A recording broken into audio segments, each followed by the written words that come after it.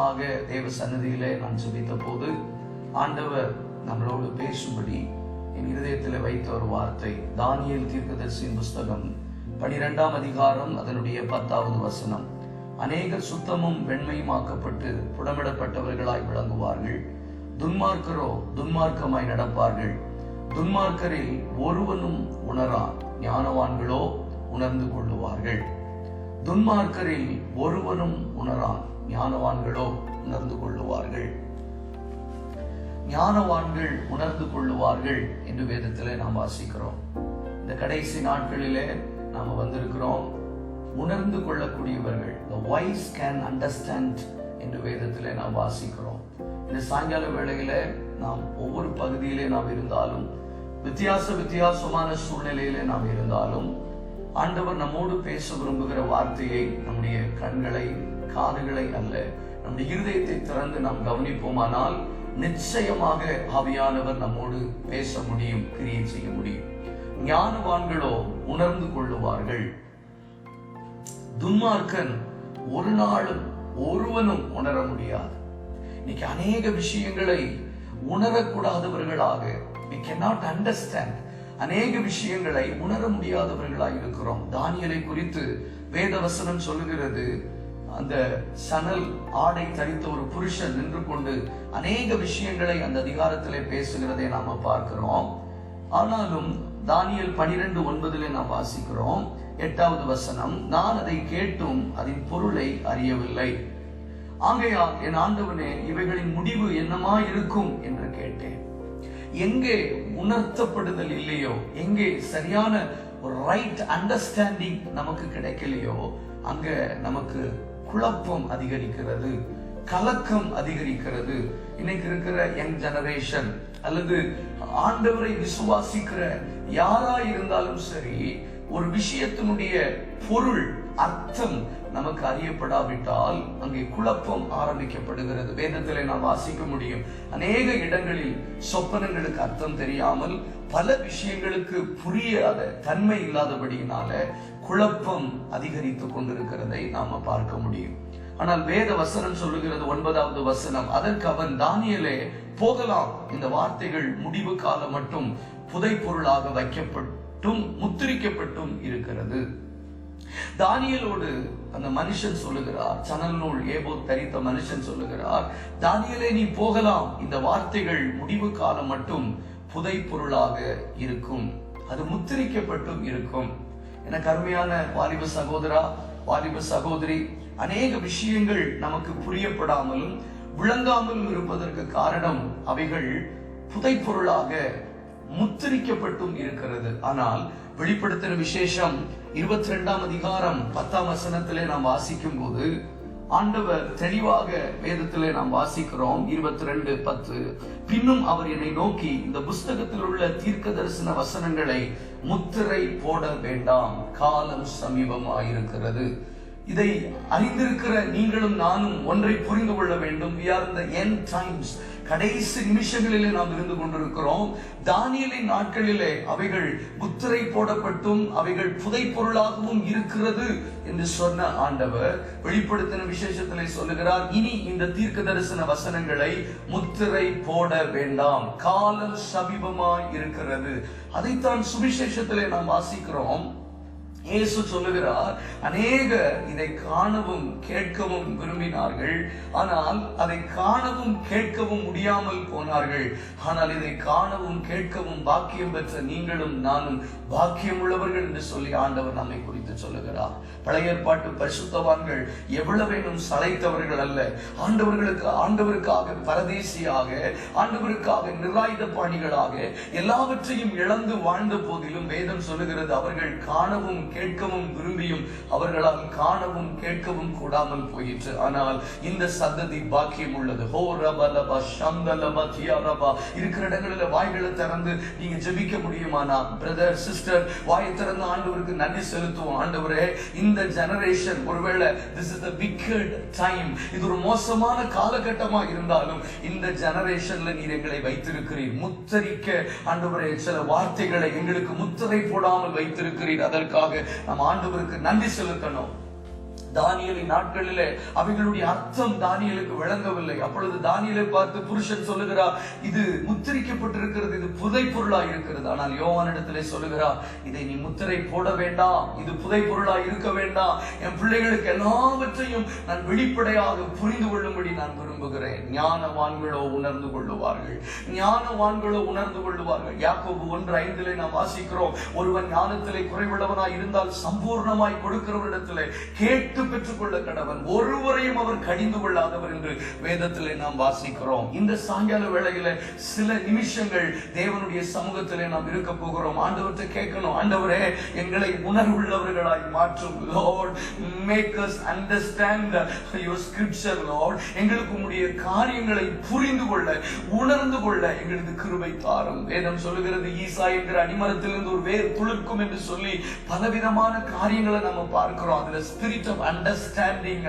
புரிந்து கொள்ளுகிற உணர்வின் ஆவி நமக்குள்ள வேணும் அப்படின்னு ஆண்டவர் விரும்புகிறார். எனக்கு அருமையான வாலிபனே, வாலிப சகோதரி, பலவிதமான செய்திகளை நாம் கேட்கிறோம், பலவிதமான பிரசங்கங்கள் மூலமாக ஆண்டவர் நம்மோடு கூட இடைபடுகிறார். ஆனாலும் we need the right understanding, we need the right understanding. சரியான அந்த புரிந்து கொள்ளுதல் நமக்கு இருந்தால் மட்டும்தான் நம்ம அந்த உலகத்தில் ஜெயிக்கிறவர்களாக வாழ முடியும் என்பதை மறந்து போயிடக்கூடாது. மத்தேயு எழுதின சுவிசேஷம் 13ஆம் அதிகாரம் இப்படி சொல்லுகிறது. மத்தேயு எழுதின சுவிசேஷம் நான் வாசிக்கிறேன். 13ஆம் அதிகாரத்துல இயேசு ஜனங்களுக்கு ஒரு ஓமை சொல்லுகிறார். விதையை குறித்து, சில விதைகள் வழியருகே விழுந்தது, சில விதைகள் கற்பாறையில் விழுந்தது, சில விதைகள் முள்ளுள்ள இடங்களில் விழுந்தது, சில விதை நல்ல நிலத்தில் விழுந்தது. ஆனால் இதை ஓமையாக சொன்னபடினால அவங்களுக்கு புரியல. அப்ப சீஷர்கள் கேட்ட போது இயேசு பதில் சொல்லுகிறார். மத்தேயு 13:11 அவர்களுக்கு அவர் பிரதியுத்தரமாக, பரலோக ராஜ்ய ரகசியங்களை அறியும்படி உங்களுக்கு அருளப்பட்டது, அவர்களுக்கோ அருளப்படவில்லை.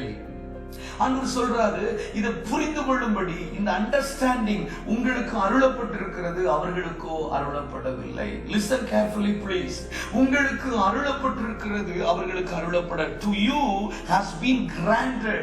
இது உங்களுக்கு அருளப்பட்டிருக்கிறது. இந்த அண்டர்ஸ்டாண்டிங் இருக்கிற இடங்கள்ல வாய் திறந்து சொல்லுங்க பார்க்கலாம். it is granted for me to understand the scriptures of God. ஆண்டவருடைய மகத்துவங்களை, ஆண்டவருடைய ரகசியங்களை புரிந்து கொள்ளும்படி எனக்கு அருளப்பட்டிருக்கிறது, மற்றவர்களுக்கோ அருளப்படவில்லை. இதை சொல்லிட்டு அப்படியே முடித்து விடல. கவனிச்சு கேளுங்க.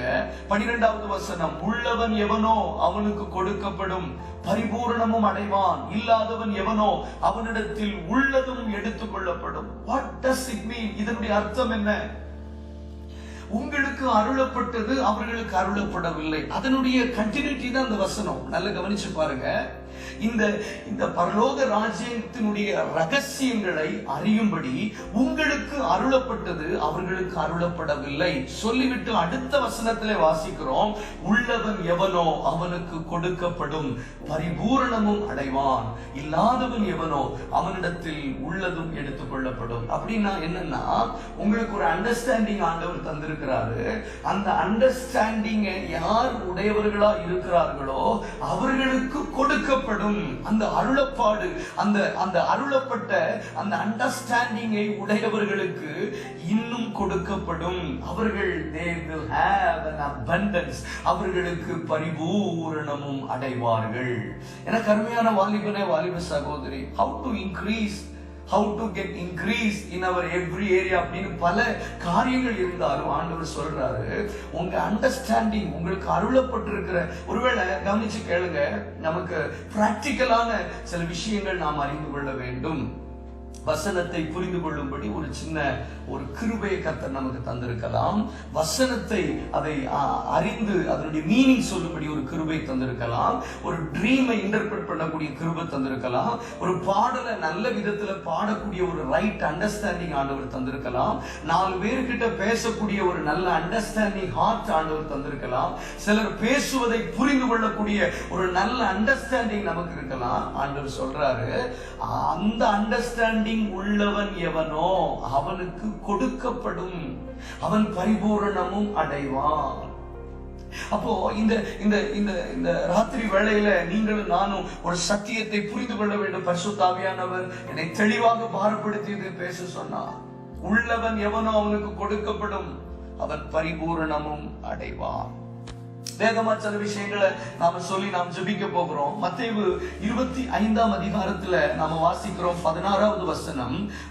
ஒரு எஜமான் தூர தேசத்திற்கு யாத்திரை போகும்போது தாலந்துகளை கொடுத்து விட்டு போன சம்பவம் நமக்கு தெரியும். 16வது வசனம், 5 தாலந்தை வாங்கினவன் போய் அவைகளை கொண்டு வியாபாரம் செய்து வேற 5 தாலந்தை சம்பாதித்தான். அப்படி 2 தாலந்தை வாங்கினவனும் வேற 2 தாலந்தை சம்பாதித்தான். 1 தாலந்தை வாங்கினவனோ போய் நிலத்தை தோண்டி தன் எஜமானுடைய பணத்தை புதைத்து வைத்தான். அப்போ ஆண்டவர் சொல்றாரு, உள்ளவன் எவனோ, கவனிச்சு கேட்கிறீங்கன்னு நம்புறேன், உள்ளவன் எவனோ அவனுக்கு கொடுக்கப்படும், பரிபூரணமும் அடைவான். இல்லாதவன் எவனோ அவனிடத்தில் உள்ளதும் எடுத்துக் கொள்ளப்படும். அப்படின்னா என்ன?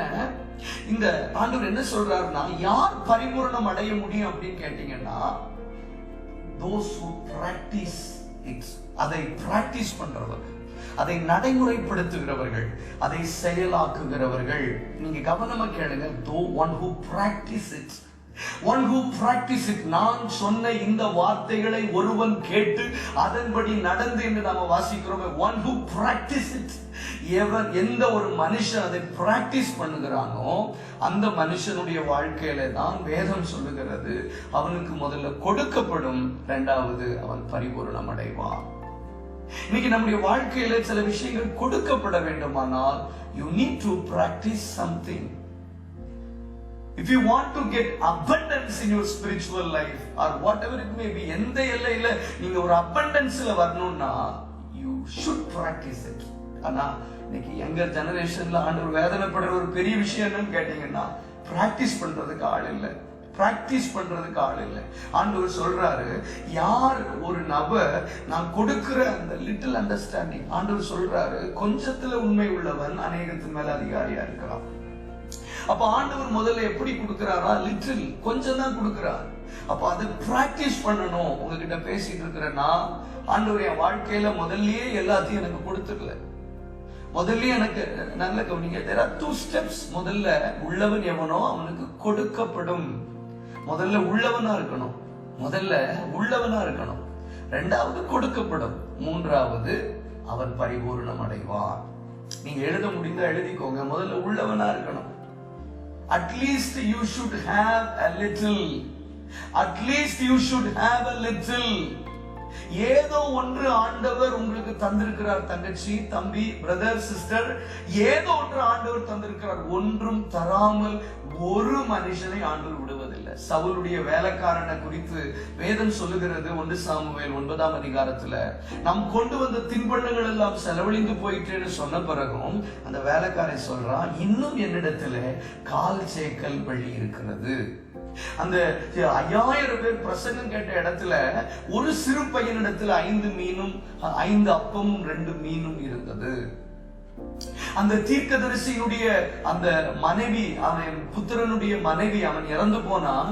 என் புருஷன் கடன் வாங்கி இறந்து போயிட்டார், என் பிள்ளைகளை அடிமைகளாக்கி கொண்டு போகும்படி வர்றாங்கன்னு 2 ராஜாக்கள் 4ஆம் அதிகாரத்திலே சொல்லப்பட்ட போது, அவன் ஒண்ணுமே இல்லைன்னு தன்னை குறித்து சொன்னாலும் வீட்டில் 1 குடம் எண்ணெய் இருந்தது. God left something in you.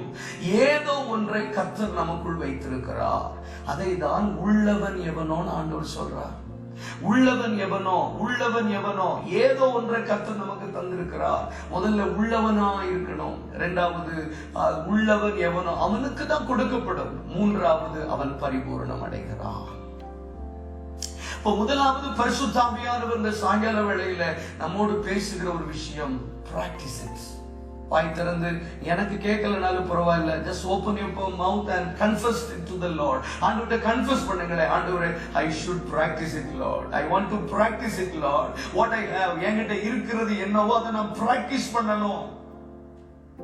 பாருங்க, 5 தாலந்தை வாங்கினவன் அதை பிராக்டிஸ் பண்ணினா, பிராக்டிஸ்னா நடைமுறைப்படுத்தினா, ஒர்க் அவுட் பண்ணினதுனால அது 5ஆக மல்டிப்ளை ஆச்சுது. அப்ப ஆல்ரெடி அவன் உள்ளவனா இருந்தான், உள்ளவனா இருந்ததுனால அவனுக்கு கொடுக்கப்பட்டது. 3 கூட்டத்தார் பாருங்க, அந்த 3 கூட்டத்தாருக்கும் ஒன்றை கொடுத்தார். ஒருவனுக்கு 5 தாலந்து, மற்றொருவனுக்கு 2 தாலந்து, மற்றொருவனுக்கு 1 தாலந்தை கொடுத்தார். எல்லாரும் உள்ளவர்கள் தான், எல்லாரும் உள்ளவர்கள் தான். ஏதோ ஒன்றை கர்த்தர் தந்திருக்கிறார். ஆனால் உள்ளவர்கள் என்ன செய்யணுமா? பிராக்டிஸ் பண்ணணும். We should practice it. Practice பண்ணும்போது உள்ளவன் எவனோ அவனுக்கு கொடுக்கப்படும். மூன்றாவது சொல்லுகிறது அவன் பரிபூரணமும் அடைவான். அப்போ 5 தாலந்தை வாங்கினவன் அவைகளை பிராக்டிஸ் பண்ணினதுனால வேற 5 தாலந்தை சம்பாதித்தான். 2 தாலந்தை உடையவன் அவனும் பிராக்டிஸ் பண்ணினா. பிராக்டிஸ் பண்ணணும். MBBS படிக்கிறவங்களை நீங்க கேட்டு பாருங்க, அவங்க சொல்றாங்க I am practicing அப்படின்னு சொல்லுவாங்க. I am a medical practitioner, I am a law practitioner. நான் வந்து என்ன செய்றேன், பிராக்டிஸ் பண்றேன்னு சொல்றாங்க. நான் லா பிராக்டிஸ் பண்றேன், நான் மெடிசின் பிராக்டிஸ் பண்றேன். என்ன practice? we are in a practicing mode. ஏதோ அற்புதமா அப்படி மிராக்குலஸா மேஜிக்கலா நடக்கிற கூடியது அல்ல.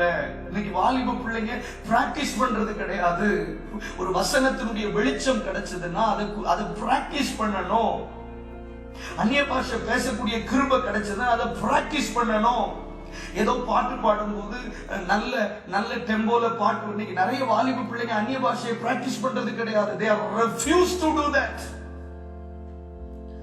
biblical things practice பண்றது கிடையாது.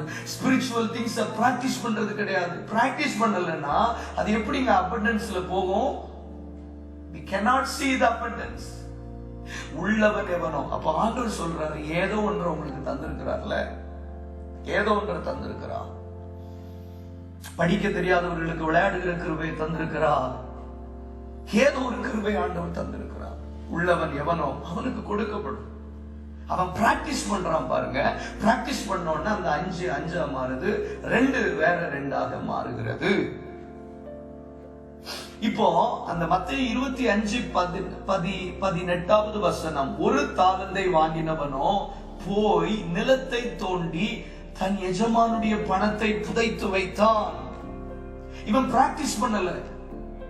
He refused to practice what he got from the master. அவன் எதை தன் எஜமானிடத்திலிருந்து வாங்கினானோ அவன் அதை பிராக்டிஸ் பண்ண தவறிட்டான். இந்த ராத்திரி வேளையில பரிசுத்த ஆவியானவர் ப்ரொஃபெட்டிக்கலா பேசிக் கொண்டிருக்கிறார். இங்க இருக்கிற ஒவ்வொருவருக்கும் ஆண்டவர் ஏதோ ஒன்றை தந்திருக்கிறார். But we are refusing to practice it. கொஞ்சம் கவனிச்சு கேளுங்க, ரொம்ப முக்கியமான ஒரு விஷயம்.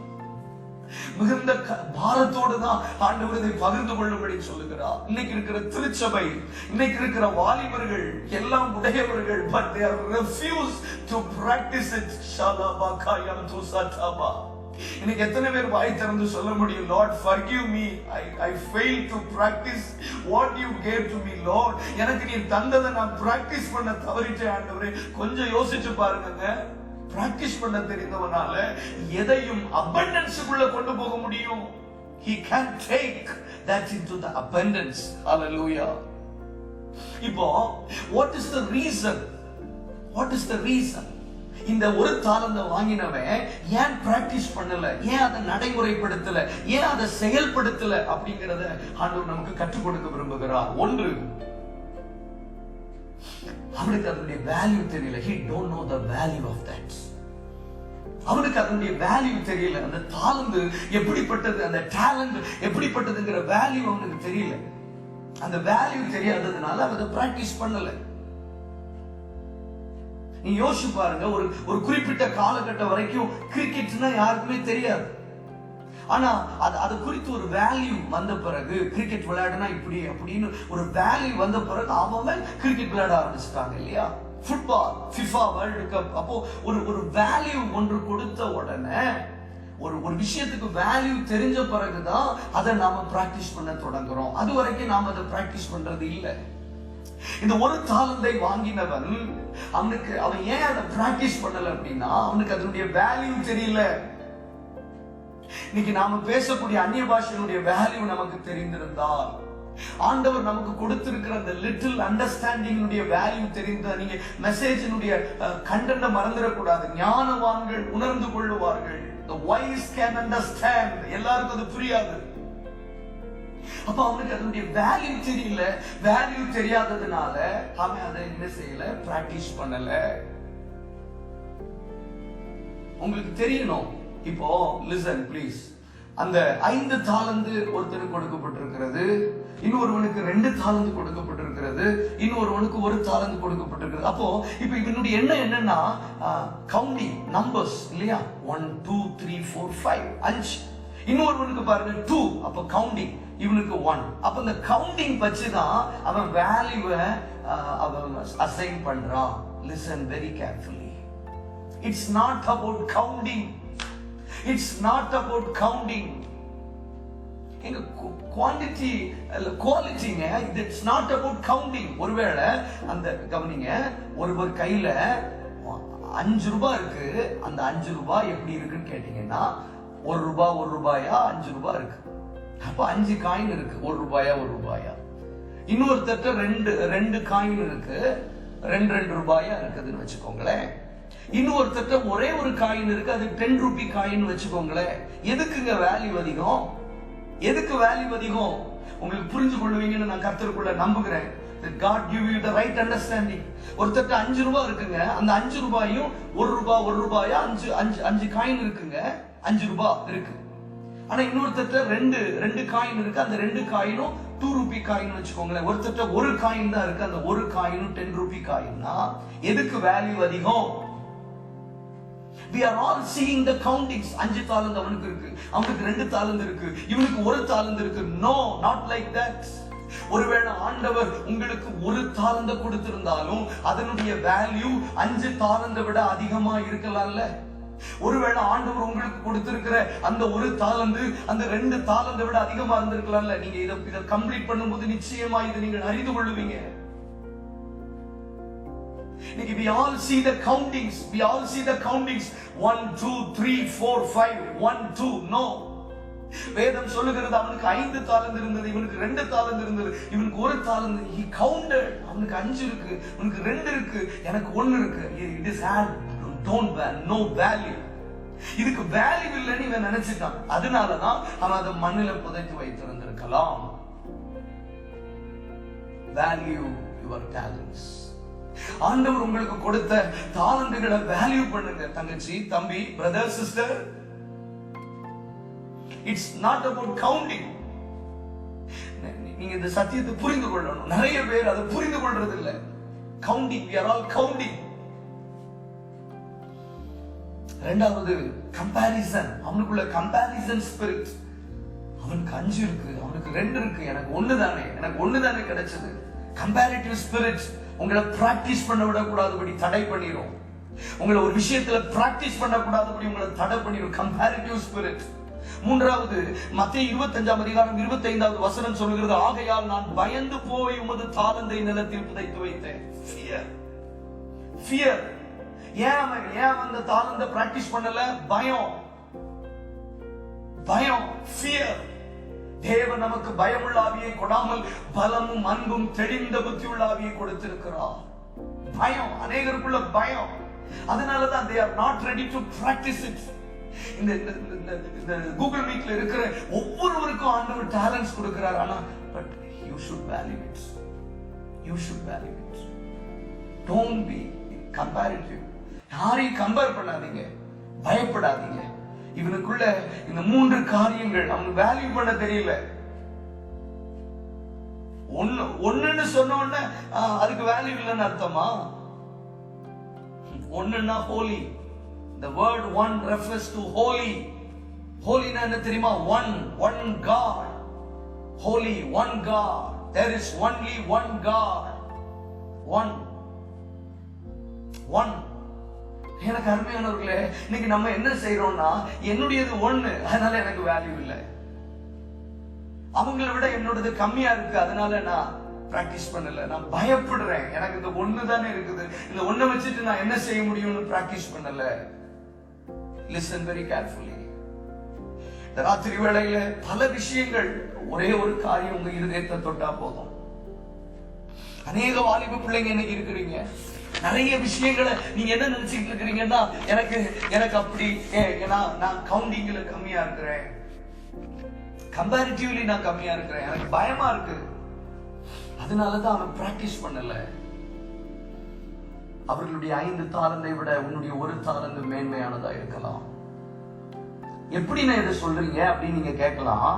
மத்தேயு 25ஆம் அதிகாரம் 26வது வசனம். அவனுடைய எஜமான் பிரதியுத்தரமாக, பொல்லாதவனும் சோம்பலுமான ஊழியக்காரனே, நான் விதைக்காத இடத்தில் அறுக்கிறவன் என்றும் தெளிக்காத இடத்தில் சேர்க்கிறவன் என்றும் அறிந்திருக்கிறாயே.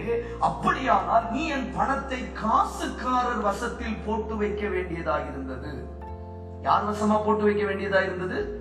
காசுக்காரர் வசமாய். அப்பொழுது நான் என்னுடையதை வட்டியோடு வாங்கிக் கொள்வேனே என்று சொன்னார். நான் உங்களை பார்த்து ஒரு கொஸ்டின் கேட்கிறேன். எதங்க நீங்க காசுக்காரர்கிட்ட போடுவீங்க? ஒரு சில்வர் கலர்ல ஒரு சங்கிலி போட்டிருக்கீங்கன்னு வச்சுக்கோங்களேன், அதை போய் முத்தூட் பேங்க்ல நீங்க வைக்க முடியாது. அதை வச்சுட்டு ஒரு சல்லி காசு நமக்கு கிடைக்காது. அந்த சில்வர் கலர்ல அந்த மாதிரி ஒரு மாதிரி போடுறோம்ல, அந்த மாதிரி கிளிட்டரிங் ஆன விஷயங்கள்லாம் போய் காசுக்காரர்கிட்ட கடையில கொடுத்து நம்ம பணம் வாங்க முடியாது. கோல்டு அல்லது டைமண்ட்ஸ், பிரஷியஸ் ஆன விஷயங்களுக்கு தான் காசு கிடைக்குங்க. அப்போ இந்த எஜமானன் இங்க இவருக்கு என்ன கற்றுக் கொடுக்கிறார்னா, what you are holding is precious. நீங்க கவனிக்கிறீங்களான்னு எனக்கு தெரியல, but I believe. எங்க அந்த 5 தாலந்து 2 தாலந்தை விட இந்த 1 தாலந்துக்கு வேல்யூ இருக்கு. அதனாலதான் அந்த எஜமானன் சொல்றாரு, இதை நீ காசுக்காரர்கிட்ட போட்டிருந்தா கூட நான் வட்டியோடு நான் அதை வாங்கி இருப்பேன். அப்படின்னா அந்த டேலண்ட்டுக்கு என்ன இருக்கு? அந்த தாலந்துக்கு என்ன இருக்கு? வேல்யூ இருக்கு. அந்த தாலந்துக்கு மதிப்பு இருக்குங்க. ஒரு தங்க மோதிரத்துக்கு இருக்கக்கூடிய மதிப்புன்னு வச்சுக்கோங்களேன். ஒரு தங்க மோதிரத்தை போய் தான் நீங்க அடகு வச்சா காசு கிடைக்கும், வட்டி கிடைக்கும். அடகு வைக்கிறேன்னு சொல்றோம்ல, போய் ஒரு சில்வர் மோதிரத்தை அடகு வைக்க முடியுமா? முடியாது. we cannot. அப்ப என்ன சொல்றாரு அப்படின்னா, நீ வைத்திருக்கிற அந்த ஒன்றுல வேல்யூ உண்டு. என் அன்பு சகோதரா, என் அன்பு சகோதரி, don't see the counting, don't be comparative, and fear not. Use that single talent that is precious, that is valuable than that 5 and the 2. அது அதை விட மதிப்புள்ளதா இருக்கலாமே. அதனாலதான் சொல்றாரு, இதை நீ காசுக்காரத்தை கொடுத்தா கூட நான் வட்டியோட வாங்கி இருப்பேனே.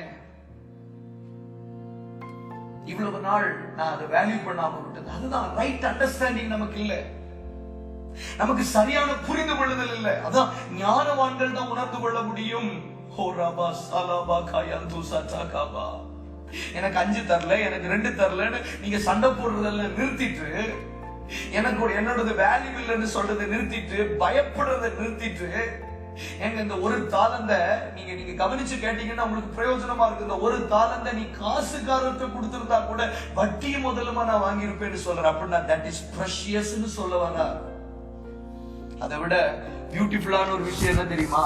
வேதம் சொல்லுகிறது 28வது வசனம், அவனிடத்தில் இருந்த தாலந்தை எடுத்து 10 தாலந்து உள்ளவனுக்கு கொடுங்கள்.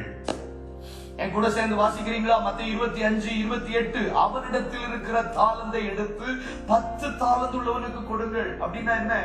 அவனிடத்திலிருந்து எடுத்து, எவனிடத்திலிருந்து? 1 தாலந்து உள்ளவனிடத்திலிருந்து எடுத்து அந்த 5 தாலந்த 10 தாலந்தா பிராக்டிஸ் பண்ணி பெருக்கினானே, அவனுக்கிட்ட கொடுங்கன்னு சொல்றார். அப்போ 10 தாலந்த வாங்கினவனுக்கு ஒரு கிஃப்ட் கொடுக்கணும். 10 தாலந்த சம்பாதித்தவனுக்கு ஒரு ரிவார்டு கொடுக்கணும். அதை நான் எந்த ரிவார்டை கொடுக்க போறேன்னா, அந்த 1 talent is that reward. That 1 talent is that reward. My sister, what you are holding is a reward. What you are holding is a gift.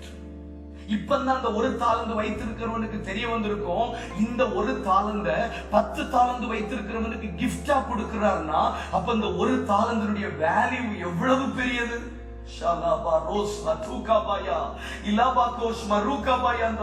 இருக்கிற இடங்களில் வாயை திறந்து ஜெபிக்க முடியுமா? இன்னைக்கு நீ கையில வைத்திருக்கிற ஒன்றை தான் அநேகருக்கு கர்த்தர் கிஃப்டா கொடுக்கணும்னு வைத்திருக்கிறார். 10 தாலந்து எங்க ஒருத்தர் யூனிவர்சிட்டி ஃபர்ஸ்ட் வர்றாரு, அல்லது கோல்டு ஒரு பெரிய சாதனை செய்துட்டாரு, அவருக்கு கொடுக்கக்கூடிய ரிவார்டு பிரயோஜனம் இல்லாத ஒண்ணு கொடுக்க மாட்டாங்கல்ல. பிரயோஜனம் இல்லாததை கொடுக்க மாட்டாங்க, பிரயோஜனம் இல்லாததை கொடுக்க முடியாது தானே. ஆனா அவங்க அந்த 10 தாலந்த வாங்கினவனுக்கு ரிவார்டா கொடுத்தது எதுன்னு கேட்டீங்கன்னா, இந்த 1 தாலந்த தான் கொடுத்தார். That is valuable, that is precious. Oh God, Help them to understand the scripture, oh Master. Shalabarathuniyalaba, Shandalabarathuniyalaba. கொஞ்சம் வாய் திறந்து ஜெபம் பண்ணுவீங்களா? ஆண்டவரே, help us to understand the scripture. எங்களுக்கு ஸ்கிரிப்சரை புரிந்து கொள்வதற்கு கிருபை தாங்க. வாலிப தங்கச்சி, வாலிப தம்பி, என் அருமையான தாயே, தகப்பனே, இந்த சாயங்கால வேளையில நீங்க நினைக்கலாம், அவங்களுக்கு 5, அவங்களுக்கு 2, எனக்கு 1 இல்ல.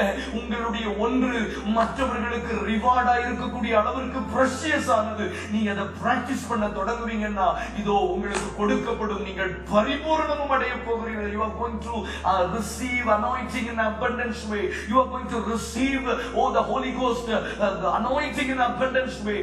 அந்த abundance ஆன விதத்துல கர்த்தரால இது உங்களுக்கு தர முடியும். எப்ப தர முடியும்? You should value it and don't be comparative and do not fear and practice it. வாய் திறந்து சொல்லுங்களேன், பிராக்டிஸ் பண்ணணும். சொல்லுங்களேன், பிராக்டிஸ் பண்ணணும். நான் தாழ்த்தி சொல்றேன், ஆண்டவருடைய கிருபையினால இன்றைக்கு ஆண்டவர் என்னை கிருபையா என்ற ஊழியத்துல நடத்துவதற்கு ஒரு காரணம் ஆண்டவருடைய கிருபை. ஆனா அதே நேரத்துல பிராக்டிஸ் பண்றேன். I keep on practicing. I keep on practicing. ஷாலாபா ரத்துனியாலாபா கதனா. இங்க இருக்கிற ஒவ்வொரு வாலிப பிள்ளைகளோடும் பரிசுத்த ஆவியானவர் கேட்கிறார், பிராக்டிஸ் பண்ணீங்களா? பிராக்டிஸ் பண்றீங்களா? டங்ஸ் பிராக்டிஸ் பண்றீங்களா? அனாயிண்டிங் பிராக்டிஸ் பண்றீங்களா? ஆண்டவர் கொடுத்திருந்த கிஃப்ட் பிராக்டிஸ் பண்றீங்களா? We are refusing. பிராக்டிஸ் பண்றது இல்ல.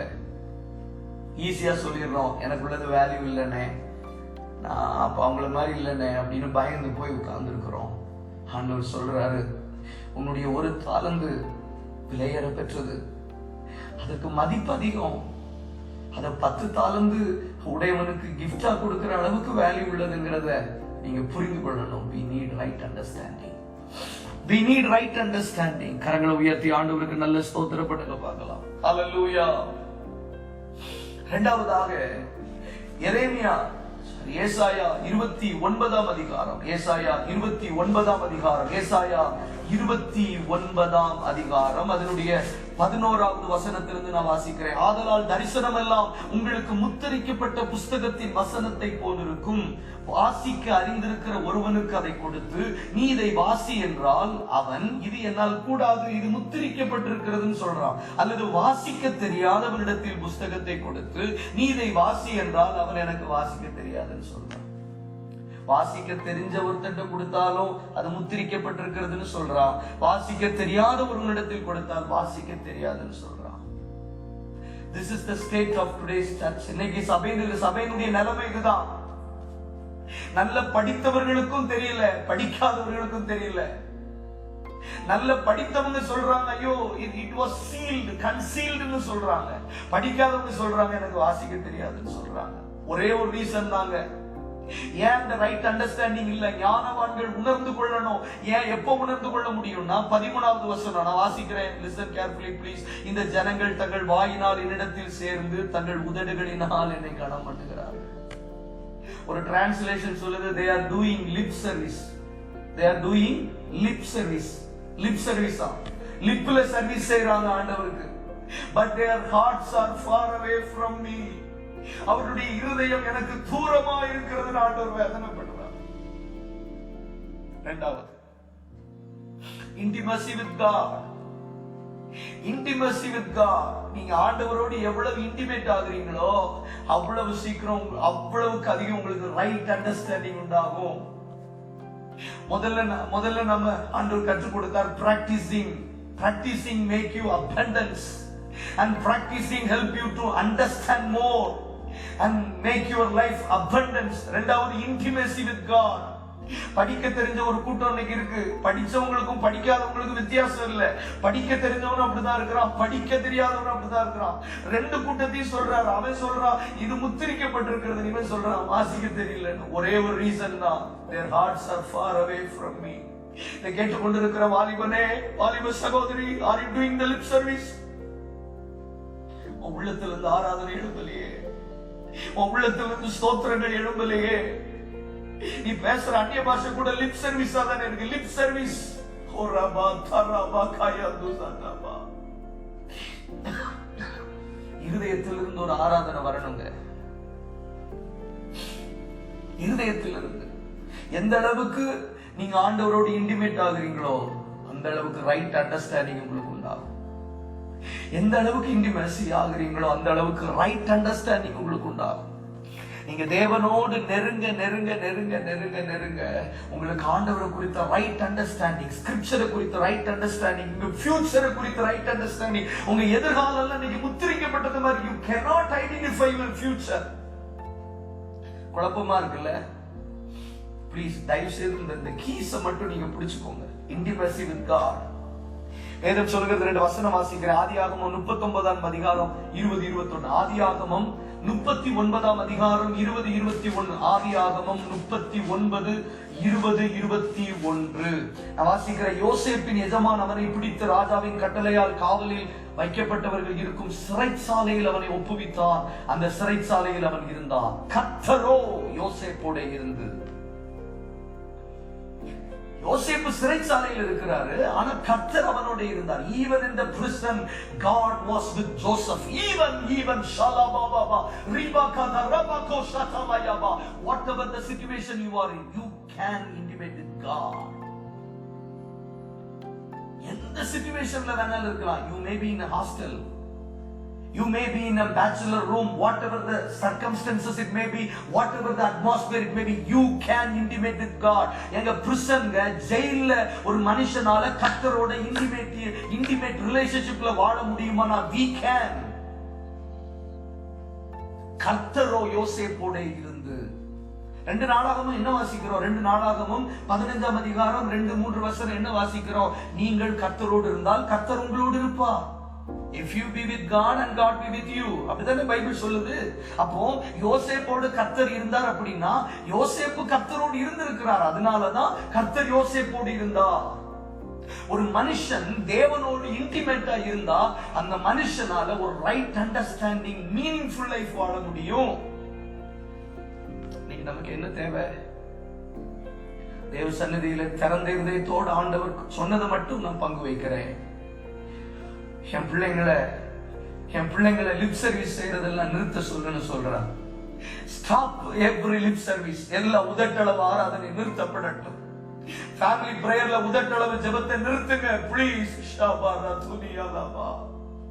பாட்டு பாட சொல்லும்போது உதட்டளவுல வரக்கூடிய ஆராதனைகள், இந்த ஜனங்கள் வீணா எனக்கு ஆராதனை செய்யறாங்கன்னு சொல்றாங்களே ஆண்டவர், அந்த வார்த்தையெல்லாம் நிறுத்தப்படட்டும். Their hearts are far away from me.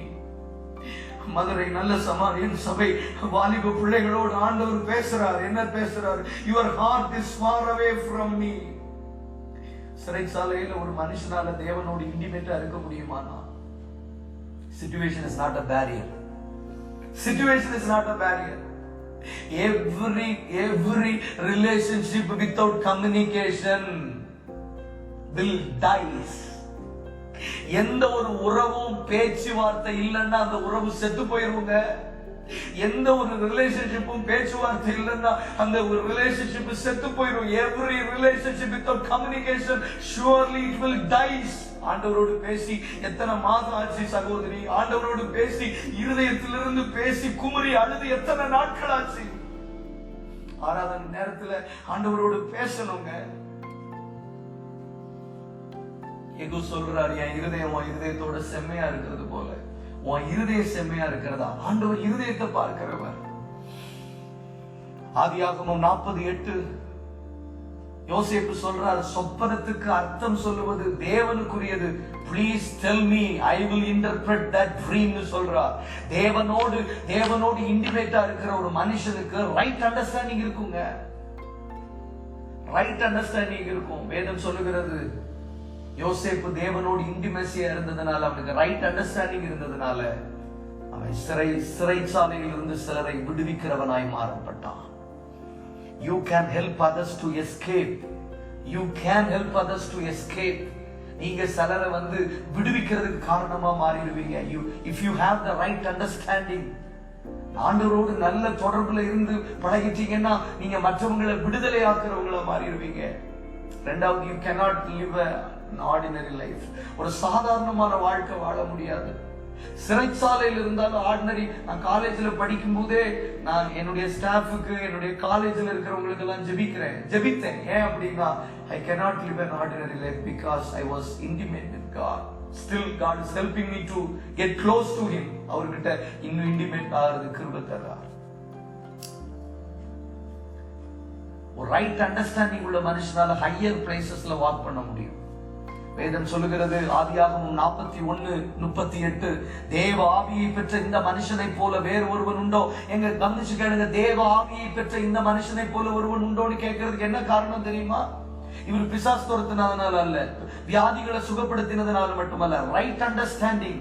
ஒரு ட்ரீமுக்கு ரைட் அண்டர்ஸ்டாண்டிங். ஞானவான்கள் உணர்ந்து கொண்டது போல உணர்ந்து கொண்டு அதனுடைய அர்த்தத்தை சொன்னதுனால இவனை போல ஒரு மனுஷன் உண்டோ என்று சொல்லி அவனை உயர்ந்த அடைக்கலத்தில் வைத்தான். இன்னைக்கு அப்படிப்பட்ட ரைட் அண்டர்ஸ்டாண்டிங் பீப்புள் ஆண்டவருக்கு தேவை. அப்போஸ்தலர் 8:28-31 கந்தாகி என்கிற மந்திரி ரதத்துல போய் ஏசாயா தீர்க்கதரிசன புஸ்தகத்தை வாசித்துக் கொண்டு போகும்போது பிலிப் அந்த ரதத்தோடு இணைந்து கொண்டான். இணைந்து கொண்டு கேட்கிறார், நீ வாசிக்கிறதுடைய கருத்து என்னது என்று தெரியுமா? ஒருவன் எனக்கு சொல்லாவிட்டால் எனக்கு எப்படி தெரியும் என்று சொல்லி அவன் கருத்தை சொல்லிக் கொடுக்கிறான். If a man is ready to get intimate with God, he can lead people to Christ. ஒரு மனுஷன் தேவனோடு இணைந்து நடக்க முடியுமானால் அவனால் அநேகரை தேவனிடையிலே நடத்த முடியும். ஞானஸ்தானத்துக்கு நேராக நடத்த முடியும். கர்த்தரிடையிலே திருப்ப முடியும். அர்த்தம் தெரியாம ஒரு கூட்டம் பைபிள் படிச்சுட்டு இருக்கிறாங்க. அந்த கந்தாகிற மந்திரி பைபிள் தான் படிச்சுட்டு இருந்தார், but he don't know the meaning. இதை கேட்டுக்கொண்டிருக்கிற வாலிப தம்பி தங்கச்சி, இன்னைக்கு நிறைய நேரங்கள்ல we are reading Bible, we are meditating, but we don't know the real meaning. We don't know the right understanding because we don't have any intimacy with God. Bible படிக்கிறதுக்கு ஏன் பிடிக்க மாட்டேங்குது தெரியுமா? பைபிள் படிக்கிறதுனால எனக்கு கஷ்டமா இருக்கு. ஏன் தெரியுமா? ஏன்னா நமக்கு ஆண்டவரோட இன்டிமேசி இல்ல. ஆண்டவரோட இன்டிமேசி இருந்தாதான் இது புரியுங்க. கீழே உள்ள வசனங்கள் சொல்லுகிறது, அவர் ஏசாயா 53 தான் படித்துக் கொண்டிருந்தார் என்பதற்கு நமக்கு ப்ரூஃப் இருக்கு. ஏன்னா மயிர் கத்திரிக்கிறவன் கையில சத்தமிடாத இருக்கிற ஒரு ஆட்டை போல இருந்தார்னு இருக்கு. Isaiah 53 heart breaking chapter. அந்த அதிகாரத்தை படிச்சுட்டு ஒருவனால ரதத்துல உட்கார முடியாதுங்க. அந்த அதிகாரத்தை படிச்சுட்டு ஒருவனால ரதத்துல ஹாயா உட்கார முடியாது. அந்த அதிகாரத்தை படிக்கும் போது ஒரு மனுஷனுக்கு கண்ணீர் தான் வரணும். இன்னைக்கு நிறைய வாலிப பிள்ளைங்க பைபிள் படிக்கிறாங்க. they are doing that with entertainment. காலுக்கு மேல காலை போட்டுட்டு சோஃபா செட்ல உட்கார்ந்துட்டு பக்கத்துல மிக்சர் பிகிஸ் சாப்பாடு எல்லாத்தையும் they are doing multitasking. வாட்ஸ்அப்ல மெசேஜ் பார்த்துட்டு பைபிள் படிக்கிறோம்.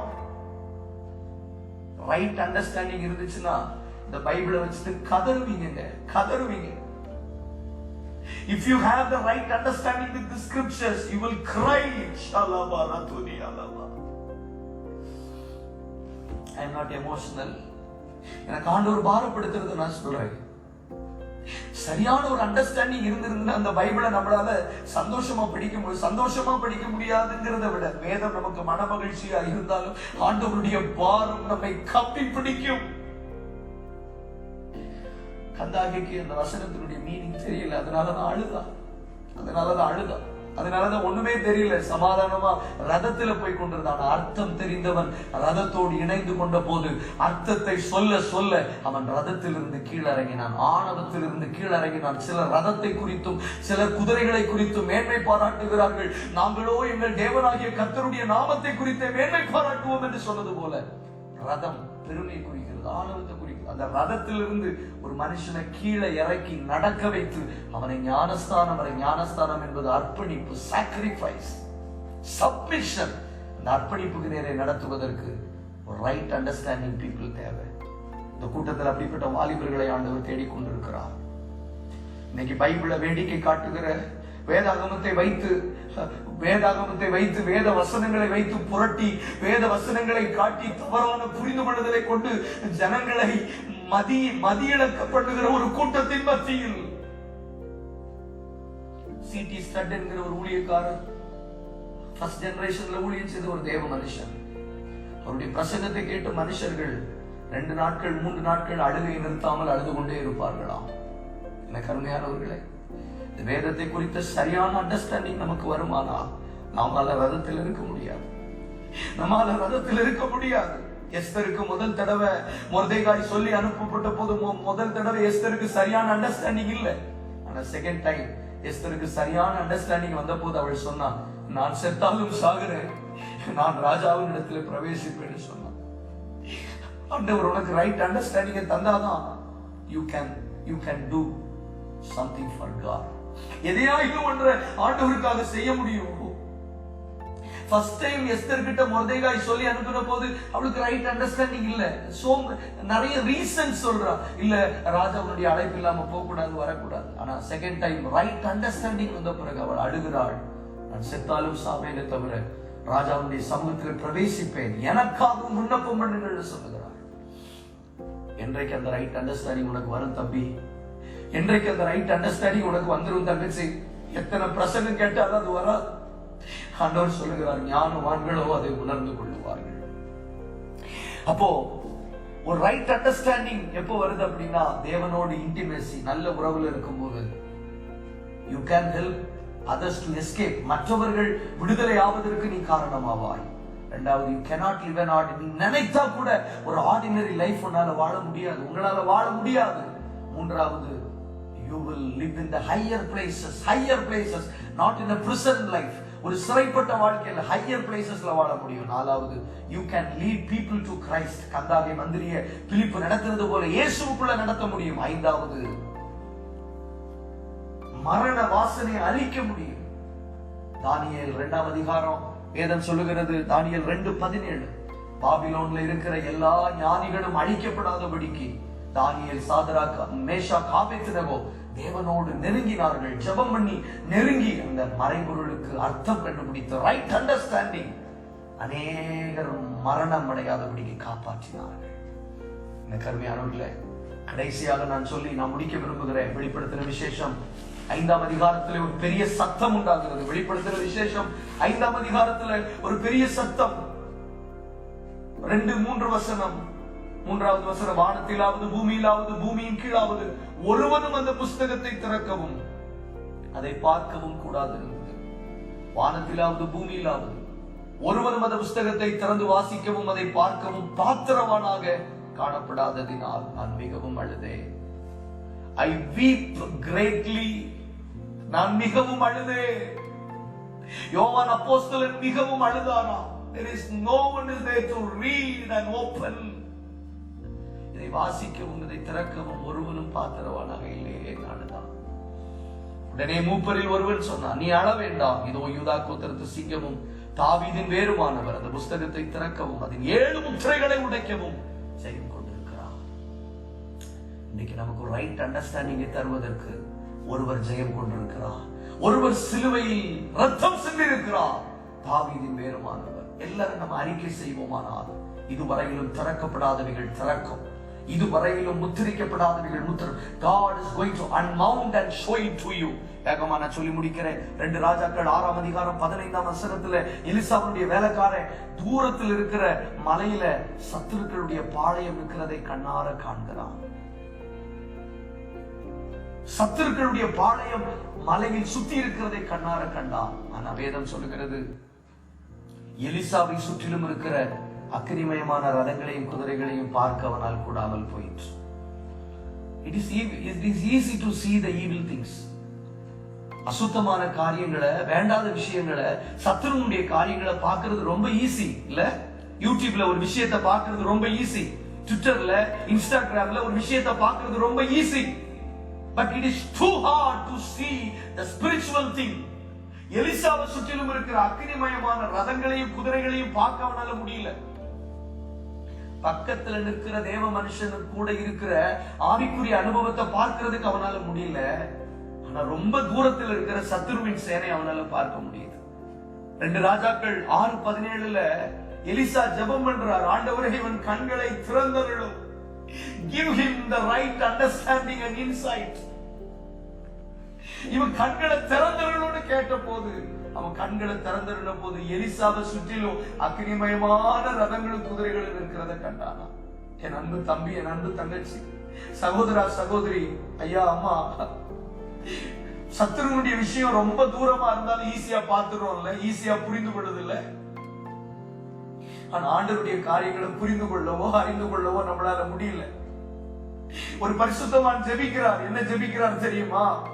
ஆண்டவரே இவன் கண்களை திறந்தருளும். Give him the right understanding to see the spiritual things, Lord. இதேதான் எபேசு சபைக்கு பவுல் ஜெபிக்கிறார். ஆண்டவரே இவர்களுக்கு பிரகாசமுள்ள மனக்கண்களை கொடுக்க வேண்டும் என்று நான் வேண்டுகிறேன். இந்த வாலிபர்களாய் கூடி வந்திருக்கிற ராத்திரி வேளையில ஆண்டவரே கேட்போம். ஆண்டவரே நம்ம 2 நிமிஷம் ஜெபம் பண்ணி நம்ம முடிக்க போறோம். எல்லாரும் இருக்கிற இடங்கள்ல வாய்களை திறந்து,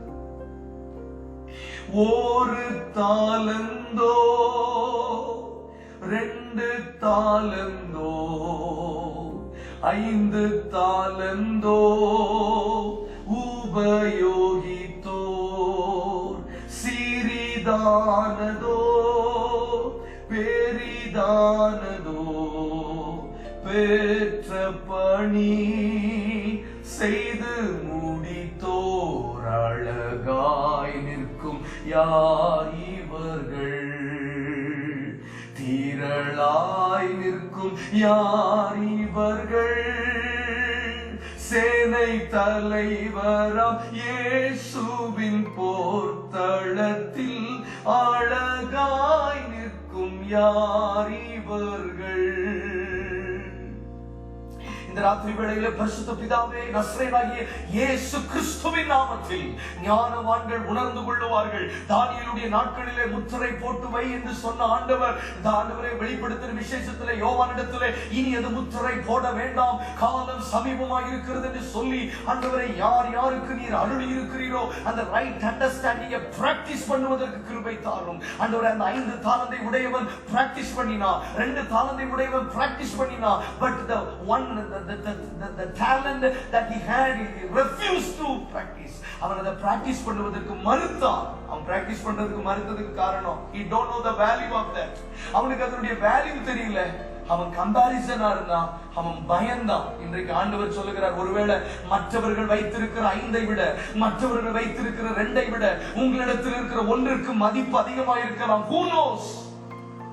அந்த ஒரு தாலந்தை நீங்கள் பயன்படுத்துவதற்கு இன்றைக்கு ஒப்பு கொடுப்பீர்களானால் அந்த தாலந்து அநேகருக்கு கொடுக்க வேண்டிய ரிவார்டாய் கூட மாற முடியும் என்பதை நீங்கள் மறந்து போக வேண்டாம். இன்றைக்கு ஆண்டவரே எத்தனை பேர் ஒப்பு கொடுக்க முடியும்? ஆண்டவரே எனக்கு கொடுத்திருக்கிற அந்த ஒரு தாலந்து ஒருவேளை அந்த ஜெபமா இருக்கலாம். I will practice, Lord. I will practice my unknown tongues. I will practice my worship, oh God. எனக்கு கொடுத்த அந்த ஒன்றை நான் பிராக்டிஸ் பண்ணும்போது நான் கொடுக்கப்படும், எனக்கு பரிபூரணமும் அடைவேன் என்பதை நான் புரிந்து கொள்கிறேன். இனி நான் கம்பாரிசன் பண்ண மாட்டேன் ஆண்டவரே. இனி நான் எந்த விதத்திலையும் ஆண்டவரே நான் அதை வேல்யூ பண்ணாம இருக்க மாட்டேன் ஆண்டவரே. ஒருவேளை அந்த 5 தாலந்தை விட, அந்த 2 தாலந்தை விட இது பெரியதா இருக்கலாம், நான் நம்புறேன். விசேஷமாக இரண்டாவதாக ரைட் அண்டர்ஸ்டாண்டிங் வேணுமானா you need to intimate with God. தேவனோடு ஒரு நல்ல உறவு, இதுவரையிலும் ஆண்டவரோடு ஒரு பர்சனல் இன்டிமேசி இல்லாத ஒவ்வொருவரும் இன்றைக்கு ஆண்டவர் சமூகத்தில் ஒப்பு கொடுங்க. யோசேப்பு சிறைச்சாலையில் இருந்த போதிலும் கர்த்தரோடு நல்ல உறவில் இருந்தபடியினால் he had right understanding for everything. அப்படிப்பட்ட ஒரு உறவு உங்களுக்கு வருமானால் you can do many things for God. கர்த்தாவே, விசேஷமாக அந்த புத்தகத்தை திறக்கவும் அந்த முத்திரைகளை உடைக்கவும் ஒருவனும் பாத்திரவானா இல்லை என்று கண்டு யோவான் மிகவும் அழுதது போல இன்றைக்கு பரலோகத்தில் there is a cry, right understanding இல்லையே என்ப ஒரு பெரிய அழுகையின் சத்தம் வெளிப்பட்டுக் கொண்டிருக்கிறது. உம்முடைய இரத்தத்தினால், உம்முடைய நாமத்தினால் அந்த அண்டர்ஸ்டாண்டிங்கை ஒவ்வொரு பிள்ளைகளுக்குள்ளும் தாரும். சத்துருடைய காரியங்களை லெகுவா நாங்க பார்க்க முடியுது, ஆவிக்குரிய விஷயங்களை லெகுவா பார்க்க முடியுது என்கிற அந்த வேதனை எங்களுக்குள்ள வரட்டும் ஆண்டவரே. தேவ மனுஷன் ஜெபித்த போது அவன் கண்கள் திறந்து எலியாவை சுற்றிலும் இருந்த அக்கினிமயமான ரதங்களும் குதிரைகளையும் கண்டது போல இந்த சபையில் இருக்கிற அக்கினிமயமான ரதங்களும் குதிரைகளும் என் சர்ச்சில் இருக்கிற ஸ்பிரிச்சுவல் எக்ஸ்பீரியன்ஸை நான் பார்ப்பதற்கு கண்களை திறந்தருளும். Lord, give me right understanding என்று கேட்கிற ஒவ்வொரு பிள்ளைகளுக்கும் அதை தாரும். தாழ்த்தி பெருமைப்படுத்துகிறோம். உங்க நாமம் மகிமைப்படட்டும். ஞானவான்கள் உணர்ந்து கொண்டது போல உணர்ந்து பிள்ளைகளுக்கு கிருபை தார். இயேசுவின் நாமத்தில் பிதாவே, ஆமென். தொடர்ந்து வார்த்தையை தியானிங்க. நீங்க ஆண்டுடைய ஆவியானவரோடு